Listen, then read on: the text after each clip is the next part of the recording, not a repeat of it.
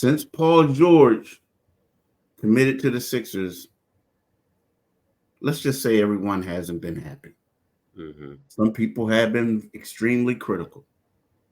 Is the criticism of Paul George's game legit? We'll talk about that and more next on Locked On 76ers.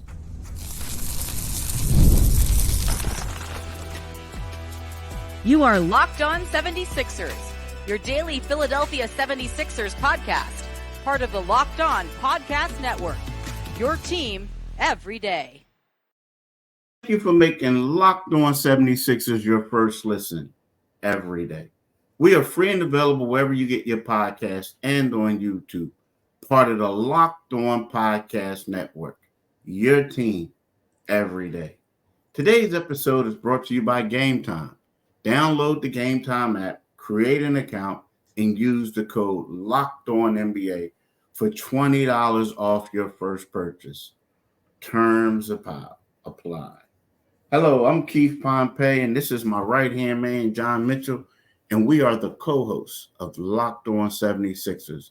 We got a lot to talk to y'all about today. In the first segment, we're going to talk about Paul George. Is criticism of Paul George legit? In the second segment, we're going to talk about the pecking order. What is the Sixers pecking order when it comes to Joel Embiid, Paul George, and Tyrese Maxey, right? So, Mitch, let's get this thing started, bruh. Everybody is always talking about Paul, and it makes great sound bites, and everybody says, you know, some people say the Sixers are that team, and other people brings up he struggled in the postseason. Mm-hmm. I don't know if he's still that good defender. I don't know about this. I don't know about that. Seems like he's just getting paid. I don't think he'll help the Sixers out. He's not that guy. He is, as one guy said, PG stands for pretty good. He's a pretty good player. Yeah. He's not an elite player. What do you think, my man? What's your opinions of this? I heard that that was Skip Bayless, if I'm not mistaken, who called him out, right? Called him PG. That one he did. That was Skip on that one. Yeah. I don't know. I think Skip's head might be ringing a little bit from that beating he's absorbing from Stephen A. Smith in the ratings on a daily basis as the sun comes down on his career. Obviously the Paul George at 34 is not the Paul George at 28, 29. We all knew that. What we do know is that, if you look at Paul George's numbers last year, they were pretty damn good. And it has gone one way. I heard one guy on Fox, McIntyre, I think his name is, say that the Sixers are a 50-win team. And I was like, man, it's amazing the money they give these people to say dumb shit, excuse my English, to say dumb stuff on television. I think that the 76ers are in a very decent place. I tend to agree that they're in the upper echelon without question in the Eastern Conference. And I think that's because of Paul George. I think you swap out Tobias Harris and you put in a guy who's making even more money, but is a better player, has consistently been a better player, has been a better offensive player, has been a better defensive player, passes the ball better. I think if you insert Paul George in that lineup, the 76ers are, again, they're not just in the elite stratosphere of the Eastern Conference, but they're elite NBA wise. You got to build the roster out. Paul George he did open himself up to some criticism with some of the things he said prior to coming to the 76ers. About I want to play the right way. I interpret that so if you play the right way, that's how you win that's how you win championships, and I do agree with that. So we'll see. This will play it out. They've got some time to get ready. Is he? No, he's 34 years old now, and the window is 3 years max. About a fourth year. Who knows what they'll look like? But at the time, they're trying to win a championship now. It's 2024. they're playing for a championship in 2025. I mean, that's what it is. And so put him under the microscope. Be critical of him, because that's what we do in Philadelphia. This is not, this is not the fan base in Charlotte. We're going to be critical of what he does. Yeah. I agree, but I also do think that, when you're a guy like Paul George and you came here for $212 million, you got the fourth year that no other team was going to give you. Yeah. Even I do believe that people are going to criticize you. I mean, it is what it is. Like, they are. Like, if the Sixers don't go far, it's going to be one of those things where people are going to look at the money that he made and stuff that they did and said, I told you so. I mean, that's just how it is. I mean, when we looked at Tobias Harris, a good player, great player, was never an all-star. Right. He took some money that he would have been a fool not to take. And he was also utilized at, 1 year he was a second option. But that year he should have made the All-Star team and he didn't make it, right? Outside of that, he's been the third option, the fourth option, this and that. But he got criticized for the team's shortcomings or for when he didn't do anything. Right. So I do believe that Paul George, rightly or wrongly, he's opened himself up for criticism, being as though that he's a 9-time all-star. He's a former all NBA. He's a former first-team all-defensive player. He's going to go down as one of the best wings to play the game, two-way players. So rightfully or so, he's going to get it. But also, I will say, it is also easy to say that. Yeah. Like, it's easy for everybody and their mom now to come out and be critical and bring up the stuff that he did in the past, right? Right. The one thing is, no one's talking about how good he shot the ball last year. No one's talking about how many games he played last year.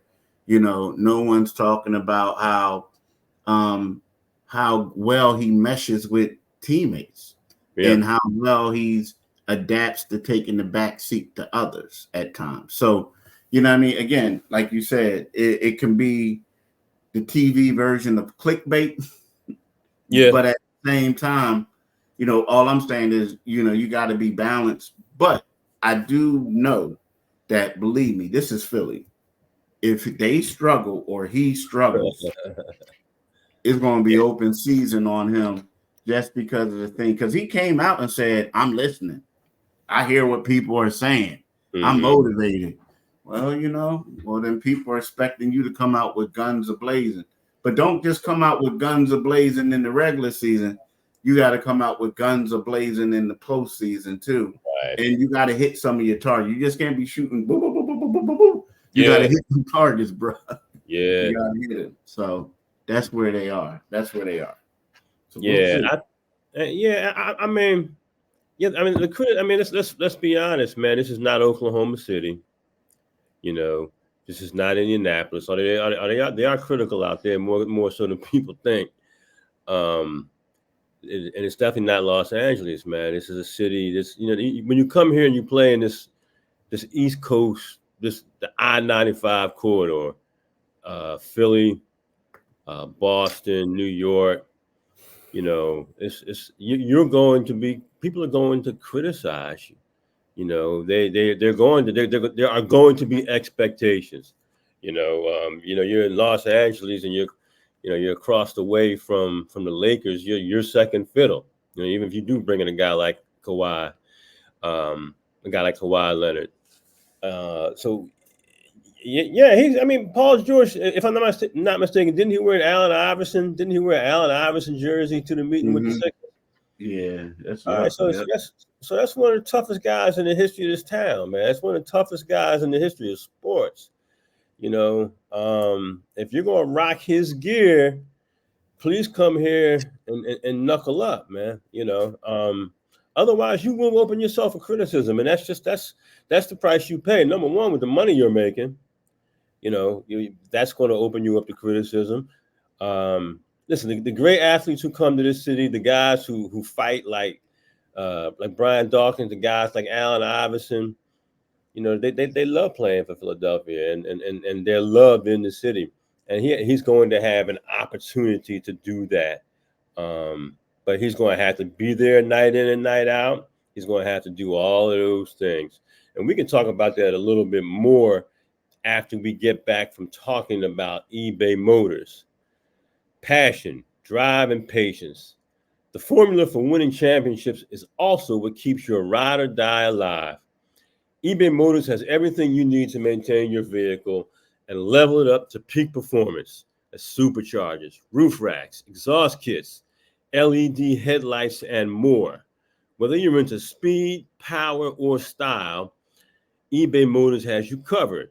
With over 122 million parts for your number one ride or die, you'll always find exactly what you're looking for.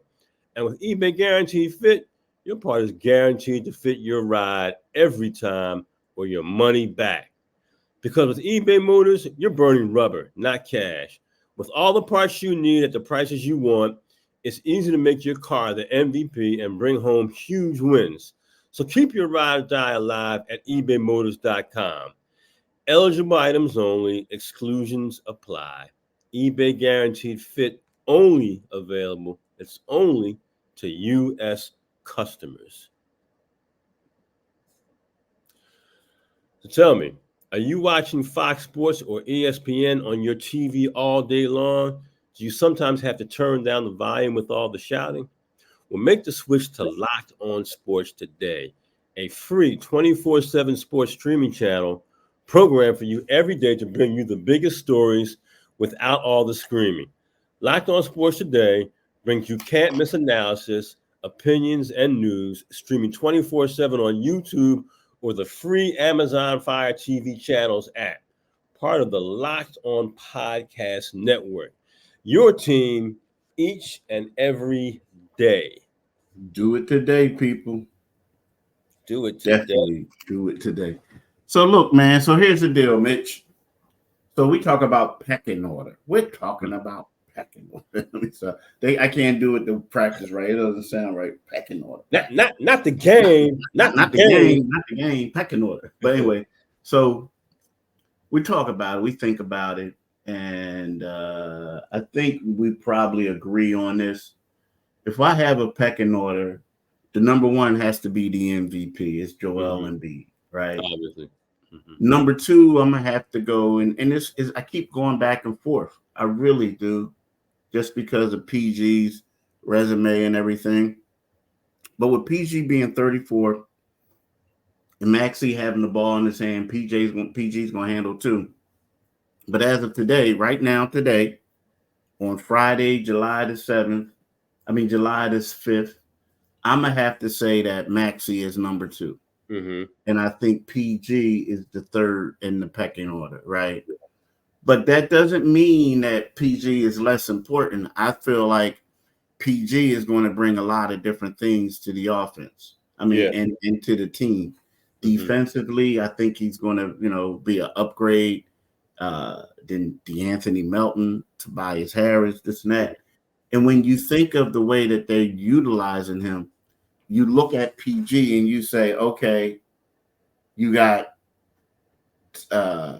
Embiid, Maxey, and you're swapping out Tobias Harris for Paul George.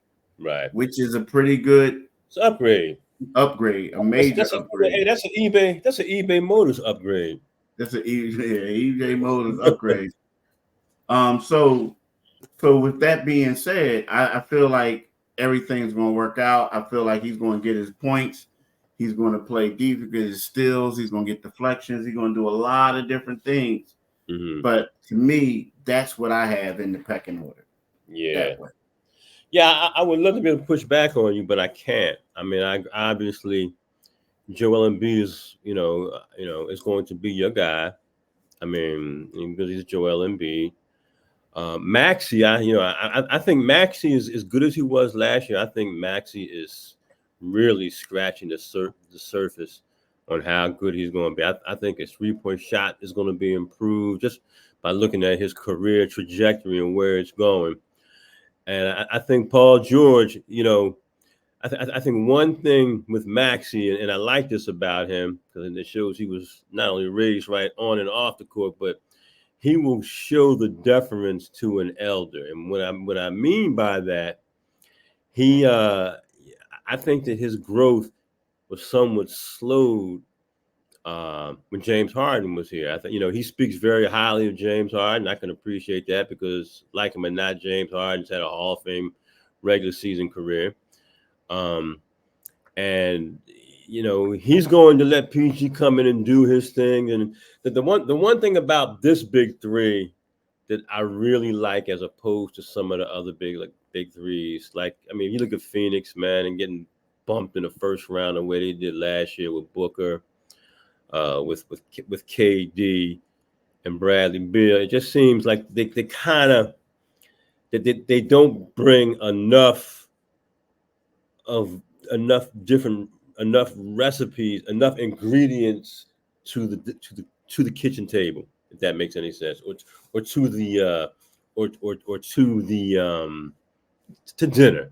The 76ers bring a small forward who's a great defender, who can shoot it. I think he shot threes from 41% last year. He's a scorer.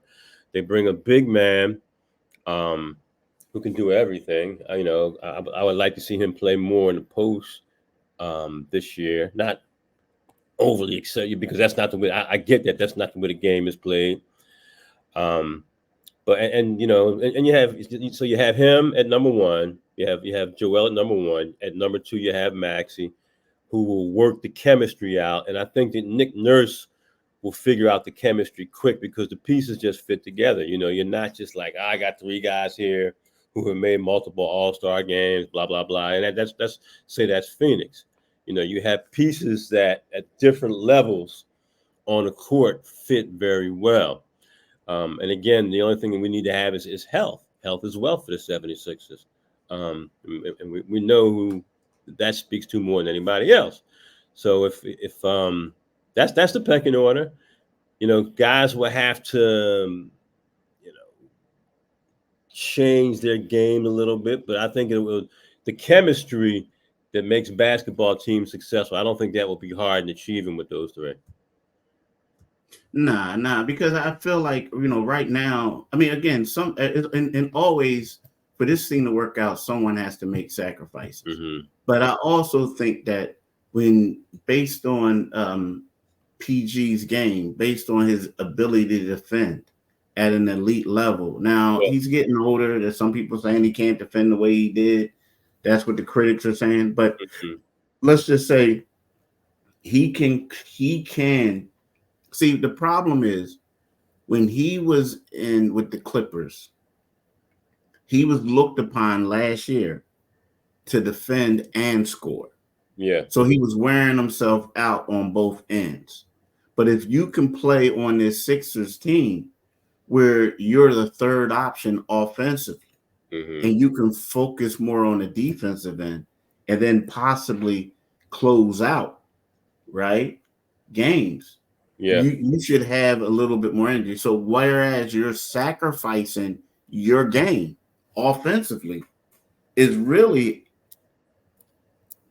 kind of like you're really not sacrificing, you're remaining fresh, so to speak. You know what I mean? So I feel like even though he's quote unquote sacrificing, it's like he's such a good two-way player that he's still having an impact. Like, for instance, Chris Bosh, when him, he was a guy, when he went there, he just became a role player. Quintessentially a role player. I don't look at Paul George as becoming a role player. I look at him becoming a guy who's going to excel on the defensive end, and then also have a role on the offensive end. When you look at Ray Allen, when he went to Boston, the ball wasn't in his hands anymore. So it was kind of like he had to sacrifice. He turned into a corner three-point shooter. You know what I mean? A sniper.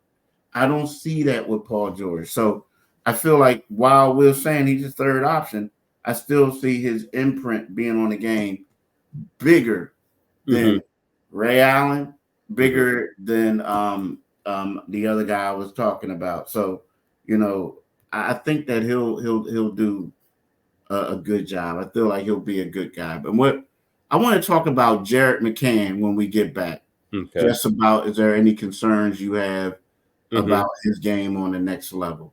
And we'll be right back. So, Mitch, do you have any questions about Jared McCann's game on the next level? I mean, here right now, let's face it, he's a small guard. He's kind of like a two guard. He's going to come in. He's not initially going to be a starter. Yeah. But he's going to come in and basically stretch the floor, do some other things. He's not the quickest guy out there, but he can shoot. Do you have any concerns about his game on the next level? I mean, my greatest concerns are his athleticism. He's not, his athleticism and his size. He's small, and that makes making a transition from the NCAA to the NBA a little bit more difficult. I'm not overly concerned about it. I think that, I mean, he can shoot the rock, and if he becomes if he's a guy who steps into threes, he's not going to be the most creative guy off the dribble and get to the cup and make fantastic plays. Athletically, can he move his feet on defense? There will be questions about that, but I'm not overly concerned about that, Keith. I mean, let's get him out there and let's get him in the summer league and see what he can do. He's a Duke player. We always sort of stereotype of a heady player on anybody who comes out of Duke. So let's give it to him until he proves otherwise. He's a heady player. He's small. And athleticism are questions. And the thing I want to see out of him, Keith, more than anything, is I do want to see an ability to, to have the ball in his hand sometimes and set people up. Because let's face it, it's 6'2". There are going to be times when they're going to need that out of him moving forward. The thing they're going to need out of him, most importantly, early on, is to space the floor. That goes without question. And if he can do that, he can have a pretty easy transition as he works to be a part of the rotation. So, but I have my concerns. We would be foolish and remiss to not have concerns. Because of the concerns that followed him from Duke to the NBA. Yeah, and that's true. That is, but I do think that this is a pretty good spot for him. I think that a lot of times when we look at guys, I think when you tend to look at a lottery pick, that's a guy who says you got to come in here and you got to start, right? Yeah. A lot of times you're playing on a struggling team, especially if you're a top 10 guy. Right. You play on the struggling team, and the focus is getting you out there and helping you become the man.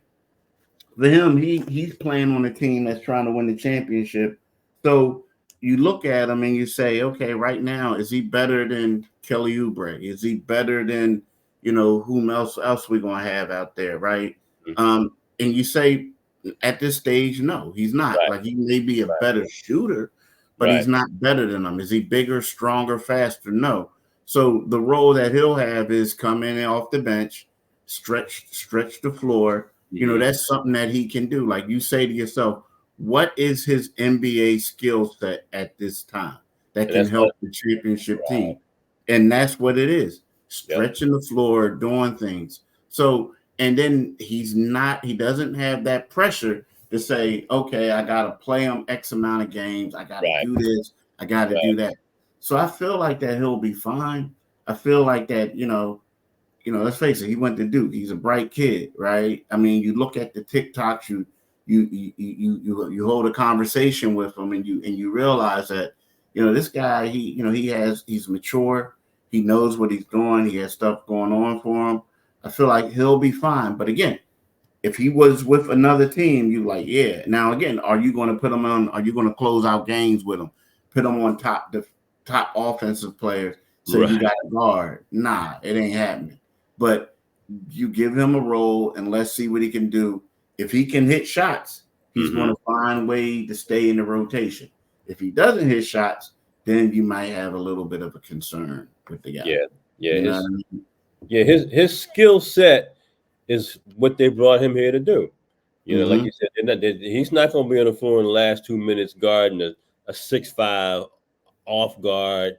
He's going to be that guy out there who, when some of the stars are off the floor, and playing when he is playing alongside some of those guys, they're going, hey, pull those help defenders further away from the basket. That's your skill set, and if he can do that, I think he'll be fine. Yeah. If I'm them and guys like Anthony Edwards and up there, nah, bro. You don't know nothing about him. If somebody say what he look like, I don't know. I never been close to him. Been close to him. Jaylen Brown, nah, bro. Yeah. Nah. Yeah. Nah. You good for now. Yeah. But look, y'all, we want to thank y'all for listening. Enjoy this beautiful weekend. Well, at least don't burn up this beautiful, this hot weekend. You know what I mean? Feel like Tanzania out there. Heck yeah, man. Namibia, any place would sound like it's hot. Yo, it's like to a point, like my dog. So I normally get up and walk the dog in the morning, but what I do now, man, Mitch, it's early, dude. It's early. The dog is like looking at me like at 5:30, 6 in the morning, like, yo. What you doing up, man? Let's go, bruh. What you waiting for, bruh? Seriously. The dog, I'll go downstairs. Anything the dog come down, he'll go look like where I keep the chain at the dog walk, and he's like the leash, and he's like, come on, let's get it. Then he's good. And then when the sun go down, he like, it's time to go back out. So the dog is like, no, he knows. Yeah, so it's that hot. It's burning up, bro. It's really up. But look, y'all, again, I saw it might be, not to cut you, I saw it might be 130 degrees somewhere in America in the coming week. Yeah, that's where I'm going. Yo, you go, ooh. You know that, right? That's right, you're going to Vegas and that. Yeah. Ooh. Yeah, I'm leaving this weekend, man. My daughter has a volleyball tournament, and I'm like telling her, and it's funny too, because I'm like, look, baby, I know I'm always telling you to drink water, right? I'm always telling you to drink water.